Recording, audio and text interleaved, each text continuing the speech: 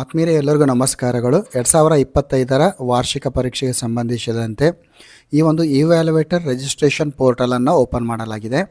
So ಇಲ್ಲಿ ಈ ಒಂದು ಮೌಲ್ಯಮಾಪಕರ ಒಂದು ನೋಂದಣಿಯನ್ನು ಮಾಡಬೇಕಾಗತ್ತೆ. ಸೊ ಆದ್ಮೇಲೆ ಈ ಒಂದು ನೋಂದಣಿ ಪ್ರೊಸೆಸ್ನಲ್ಲಿ ಏನೆಲ್ಲ ಅಪ್ಡೇಟ್ ಇದೆ, ಸೊ ಯಾವ ರೀತಿ ನಾವು ನೋಂದಣಿ ಮಾಡಬೇಕು, ಹಾಗೂ ನಮ್ಮ ಶಾಲೆಯಿಂದ ವರ್ಗಾವಣೆ ಆಗಿರುವಂಥ ಶಿಕ್ಷಕರನ್ನು ಯಾವ ರೀತಿ ಈ ಒಂದು ಲಾಗಿನ್ನಿಂದ ಔಟ್ ಮಾಡಬೇಕು, ಹಾಗೂ ನಮ್ಮ ಶಾಲೆಗೆ ವರ್ಗಾವಣೆಯಾಗಿ ಬಂದಿರುವ ಶಿಕ್ಷಕರನ್ನು ಯಾವ ರೀತಿ ನಾವು ರಿಜಿಸ್ಟ್ರೇಷನನ್ನು ಮಾಡಬೇಕಾಗತ್ತೆ. ಸೊ ಕಂಪ್ಲೀಟ್ ಆಗಿರುವಂಥ ಇನ್ಫಾರ್ಮೇಷನ್ಸನ್ನು ಈ ಒಂದು ವಿಡಿಯೋದಲ್ಲಿ ನೋಡ್ತೀವಿ. ಸೊ ಆತ್ಮೀಯ ಸ್ನೇಹಿತರೆ, ಇಲ್ಲಿ ನಿಮ್ಮ ಒಂದು ಸ್ಕೂಲ್ ಲಾಗಿನ್ನಲ್ಲಿ ಹೊಸ ಒಂದು ಟ್ಯಾಬನ್ನು ಕೊಡಲಾಗಿದೆ, ಇವ್ಯಾಲ್ಯುವೇಟರ್ಸ್ ರಿಜಿಸ್ಟ್ರೇಷನ್ 2025 ಅಂತ. ಸೊ ಈ ಟ್ಯಾಬನ್ನು ನೀವು ಕ್ಲಿಕ್ ಮಾಡಿದಾಗ ನಿಮಗೆ 3 ಆಪ್ಷನ್ಸ್ ಬರುತ್ತೆ. ಒಂದು ಇವ್ಯಾಲ್ಯುವೇಟರ್ಸ್ ನ್ಯೂ ರಿಜಿಸ್ಟ್ರೇಷನ್, ಎರಡನೇದು update R delete evaluator details, ಮೂರನೇದು ಫ್ರೀಸ್ ಡೌನ್ಲೋಡ್ ಕಾನ್ಸಲ್ಟೇಟ್ ರಿಪೋರ್ಟ್. ಸೊ ಮೊದಲನೇ ಆಪ್ಷನ್ಸ್ ಏನಿದೆ ಇವ್ಯಾಲ್ಯುವೇಟರ್ಸ್ ನ್ಯೂ ರಿಜಿಸ್ಟ್ರೇಷನ್ ಅಂತ.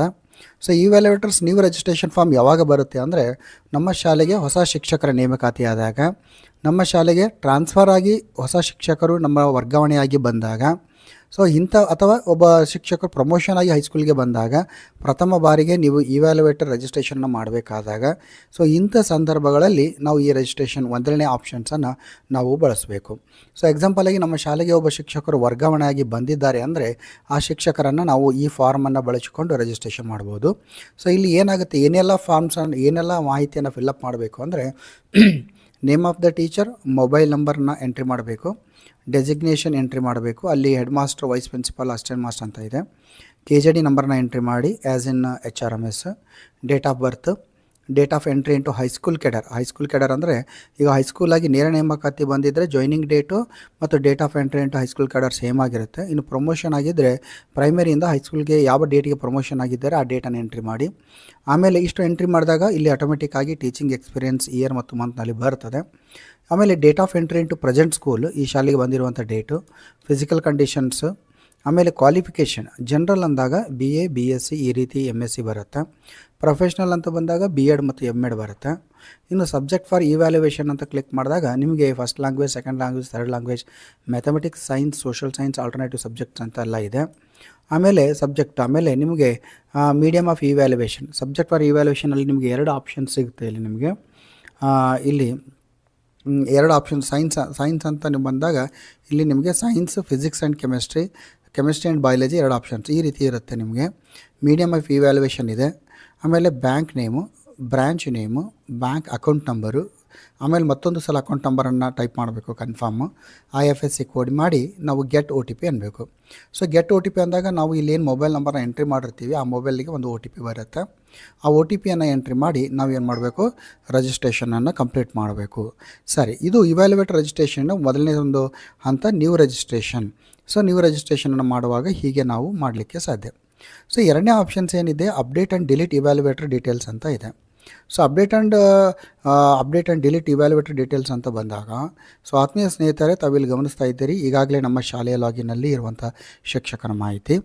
ಇಲ್ಲಿ ಒಬ್ಬ ಶಿಕ್ಷಕರು ವರ್ಗಾವಣೆಯಾಗಿ ಹೋದಾಗ, ರಿಟೈರ್ಮೆಂಟ್ ಆದಾಗ, ಡೆತ್ ಆದಾಗ, ಸೊ ಇನ್ನೊಂದು ಆಪ್ಷನ್ಸ್ ಬರುತ್ತೆ. ಸೊ ಈ ಒಬ್ಬ ಶಿಕ್ಷಕರ ಒಂದು ಜಾಯ್ನಿಂಗ್ ಡೇಟು ತಪ್ಪಾಗಿ ಟೈಪ್ ಆಗಿರುತ್ತೆ. ಸೊ ಅದನ್ನು ಜಾಯ್ನಿಂಗ್ ಡೇಟು ಅಂದರೆ ಈ ಹೈಸ್ಕೂಲ್ ಕೆಡರ್ ದ ಡೇಟ್ ಯಾವ ಇಯರ್ಗೆ ಹೈಸ್ಕೂಲ್ ಕೆಡರ್ಗೆ ಬಂದಿದ್ದಾರೆ ಆ ಒಂದು ಡೇಟ್ ತಪ್ಪಾಗಿದ್ದರೆ ಅಲ್ಲಿ ಎಡಿಟ್ ಮಾಡಲಿಕ್ಕೆ ಅವಕಾಶ ಇಲ್ಲ. ಅಂಥ ಶಿಕ್ಷಕರ ಮಾಹಿತಿಯನ್ನು ಕೂಡ ನಾವು ಏನು ಮಾಡಬೇಕು, ಡಿಲೀಟ್ ಆಪ್ಷನ್ಸನ್ನು ಬಳಸಿಕೊಂಡು ನಾವೇನು ಮಾಡಬೇಕು, ಮತ್ತೊಂದು ಸಲ ಅವರನ್ನು ರಿಜಿಸ್ಟ್ರೇಷನನ್ನು ಮಾಡ್ಕೋಬೇಕು. ಸೊ ಆದಮೇಲೆ ಇಲ್ಲಿ ನಿಮಗೆ ಎಕ್ಸ್ಪ್ಲೇನ್ ಮಾಡ್ತೀನಿ. ಇಲ್ಲಿ ಒಬ್ಬ ಶಿಕ್ಷಕರು ನಮ್ಮ ಶಾಲೆಯಿಂದ ವರ್ಗಾವಣೆ ಹೊಂದಿದ್ದಾರೆ, ಸದರಿ ಶಿಕ್ಷಕರನ್ನು ಡಿಲೀಟ್ ಮಾಡಬೇಕಾಗಿದೆ. ಸೊ ಶಿಕ್ಷಕರ ಪಕ್ಕದಲ್ಲಿ ರೆಡ್ ಕಲರ್ನಲ್ಲಿ ಡಿಲೀಟ್ ಅಂತ ಒಂದು ಕೀ ಇದೆ. ಸೊ ಆ ಒಂದು ಬಟನನ್ನು ಪ್ರೆಸ್ ಮಾಡಿದಾಗ ನಮಗೆ ರೀಸನ್ ಫಾರ್ ಡಿಲೀಟ್ ಅಂತ ಮತ್ತೊಂದು ಬಾಕ್ಸ್ ಓಪನ್ ಆಗುತ್ತೆ. ಸೊ ಸ್ನೇಹಿತರೆ, ಇಲ್ಲಿ ಸೆಲೆಕ್ಟ್ ರೀಸನ್ ಅಂತ ಕ್ಲಿಕ್ ಮಾಡಿದಾಗ ನಮಗೆ transfer to another school, retired, death, resigned the job, date of entry into service entered wrong. ಈಗಾಗಲೇ ನಿಮಗೆ ಹೇಳಿದ್ದೆ, date of entry into service wrong ಆಗಿದ್ದರೆ ಅಲ್ಲಿ ಎಡಿಟ್ ಮಾಡೋಕ್ಕೆ ಅವಕಾಶ ಇಲ್ಲ. ಇಲ್ಲಿ ಮೊದಲು ಅವರನ್ನು ಡಿಲೀಟ್ ಮಾಡಿ ಮತ್ತೊಂದು ಸಲ ರಿಜಿಸ್ಟ್ರೇಷನನ್ನು ಮಾಡ್ಕೋಬೇಕು. ಆಮೇಲೆ ಡಿಸಿಪ್ಲಿನರಿ ರೀಸನ್ ಅಂತ. ಸೊ ಇಲ್ಲಿ ಇನ್ನೊಂದು ಆಪ್ಷನ್ಸ್ ಬರಬೇಕಾಗಿತ್ತು, ಆದರೂ ಏನಂದರೆ ಇಲ್ಲಿ ಟ್ರಾನ್ಸ್ಫರ್ ಟು ಅನದರ್ ಸ್ಕೂಲ್ ಇದೆ, ಪ್ರಮೋಷನ್ ಅಂತ ಇದೆ. ಸೊ ಅಲ್ಲಿ ಪ್ರಮೋಷನ್ ಆದರೂ ಕೂಡ, ಟ್ರಾನ್ಸ್ಫರ್ ಆದರೂ ಕೂಡ, ಮ್ಯೂಚುವಲ್ ಟ್ರಾನ್ಸ್ಫರ್ ಆದರೂ ಕೂಡ ಇಲ್ಲಿ ಮೊದಲೇ ಒಂದೇ ಆಪ್ಷನ್ಸನ್ನು ಬಳಸ್ಕೋಬೇಕು, ಟ್ರಾನ್ಸ್ಫರ್ ಟು ಅನದರ್ ಸ್ಕೂಲ್ ಅಂತ. ಸೊ ಈ ರೀತಿ ಸೆಲೆಕ್ಟ್ ಮಾಡಿ ಕೆಳಗಡೆ ಡಿಲೀಟ್ ಡೀಟೇಲ್ಸ್ ಅಂತ ನಾವು ಕ್ಲಿಕ್ ಮಾಡಿದಾಗ ಸದರಿ ಶಿಕ್ಷಕರು ನಮ್ಮ ಶಾಲೆಯ ಲಾಗಿನ್ನಿಂದ ಸಕ್ಸಸ್ಫುಲಿ ಡಿಲೀಟ್ ಆಗ್ತಾರೆ. ಸೊ ಇದು ಸೊ ಅದಾದಮೇಲೆ ಈಗ ಉಳಿದಿರುವಂಥ ಶಿಕ್ಷಕರ ಮಾಹಿತಿಯನ್ನು ಕಡ್ಡಾಯವಾಗಿ ಅಪ್ಡೇಟನ್ನು ಮಾಡಬೇಕು.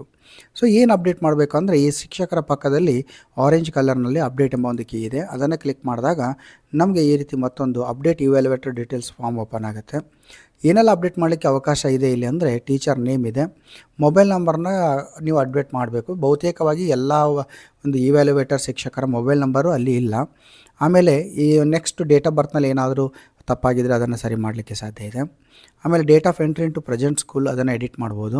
Physical condition normal R physically handicap, general qualification ಇದೆ ಮತ್ತು professional qualification, subject for evaluation ಇದೆ. ಸೊ ಆಮೇಲೆ ಇಲ್ಲಿ ಈ ಮೀಡಿಯಮ್ ಆಫ್ ಇವ್ಯಾಲ್ಯೂಷನ್ ಮಾಡಬೇಕು. ಅದಾದಮೇಲೆ bank name, branch name, bank account number, ಆಮೇಲೆ ಮತ್ತೊಂದು ಸಲ ಕನ್ಫರ್ಮ್ ಅಕೌಂಟ್ ನಂಬರ್ ಮಾಡಬೇಕು. ಆಮೇಲೆ IFSC ಕೋಡ್ ಮಾಡಿ ಗೆಟ್ OTP ಅನ್ನಬೇಕು. ಸೊ ಈಗ ನಿಮಗೆ ಯಾವ ನಂಬರನ್ನು ಎಂಟ್ರಿ ಮಾಡಿರ್ತೀರಿ ಈ ನಂಬರಿಗೆ ಒಂದು OTP ಹೋಗುತ್ತೆ. OTPಯನ್ನು ಎಂಟ್ರಿ ಮಾಡಿ ನಾವು ಅಪ್ಡೇಟ್ ಅಂತ ನಾವು ಕ್ಲಿಕ್ ಮಾಡಿದರೆ ಅಪ್ಡೇಟ್ ಆಗುತ್ತೆ. ಸೊ ಎಲ್ಲ ಶಿಕ್ಷಕರ ಮಾಹಿತಿಯನ್ನು ಅಪ್ಡೇಟ್ ಮಾಡಿದ ನಂತರ ವರ್ಗಾವಣೆ ಆಗಿರುವ ಶಿಕ್ಷಕರನ್ನು ಡಿಲೀಟ್ ಮಾಡಿದ ನಂತರ ವರ್ಗಾವಣೆಯಾಗಿ ಬಂದಿರುವ ಶಿಕ್ಷಕರನ್ನು ರಿಜಿಸ್ಟ್ರೇಷನ್ ಮಾಡಿದ ನಂತರ ನಾವು ಇಲ್ಲಿ ಫ್ರೀಸ್ ಡೌನ್ಲೋಡ್ ಕಾನ್ಸಾಲಿಡೇಟ್ ರಿಪೋರ್ಟ್ ಅಂತ ಕ್ಲಿಕ್ ಮಾಡು. ಸೊ ಈ ರೀತಿ ಕ್ಲಿಕ್ ಮಾಡಿದಾಗ ಎಲ್ಲ ಮಾಹಿತಿಯನ್ನು ಫ್ರೀಸ್ ಮಾಡಿ ಒಂದು ಕಾನ್ಸಾಲಿಡೇಟ್ ರಿಪೋರ್ಟನ್ನು ನಾವು ಡೌನ್ಲೋಡನ್ನು ಮಾಡಬೇಕಾಗತ್ತೆ. ಸೊ ಆದ್ಮೇಲೆ ಈ ಒಂದು ವಿಡಿಯೋ ಖಂಡಿತವಾಗಿಯೂ ಕೂಡ ಇವ್ಯಾಲ್ಯುವೇಟರ್ಸ್ ರಿಜಿಸ್ಟ್ರೇಷನ್ ಪ್ರೊಸೆಸ್ನಲ್ಲಿ ನಿಮಗೆ ಉಪಯೋಗವಾಗಿರ್ಬೋದು ಅಂತ ಭಾವಿಸ್ತಾ ಜೈ ಹಿಂದ್, ವಂದೇ ಮಾತರಂ.